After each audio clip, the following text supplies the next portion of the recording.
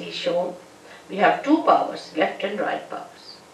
The left power is the power that gives us conditioning. Left side, the subconscious, the collective subconscious. That gives us the conditioning. Now, if you try to deny all that, then the right side is even worse. It gives us action, but with action, we can become very ego-oriented. So both ways, it can be troublesome. Supposing you say that, all right, I have no conditioning of any type, what's wrong in doing this, what's wrong in doing that? And if you just move with that idea, with that freedom, it will be abandonment. It may not be freedom, because freedom must have wisdom behind it. So both the sides, the movements on both the sides are wrong.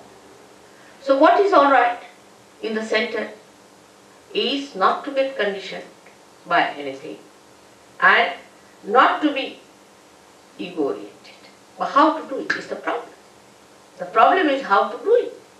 To be spontaneous is to be absolutely free.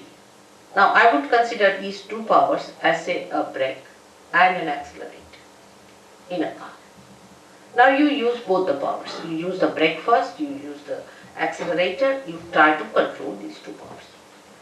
But first of all, it is difficult to understand how you to use these powers. Gradually, with practice, you know how to drive the car, you become the good driver. After becoming the good driver, still you are not the master of the driver. But then you become the master. So today the master within us is the spirit. But before realization, we are not the master. Because the master has not come in our conscious mind.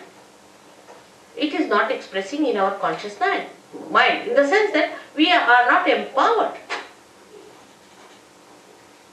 by its powers. The spirit exists, it has its own powers. But we haven't felt those powers within us. Once we feel the powers of the spirit, we are empowered by our own powers which are there. The powers are within us. These are our own powers. We don't have to borrow from anyone, ask from anyone, they are in ourselves. The spirit is within us. Only thing that spirit has to give light in our consciousness. It has to come in our consciousness. In simple medical terminology, we can say that the spirit must manifest itself in our central nervous system. So that we should know what we are doing.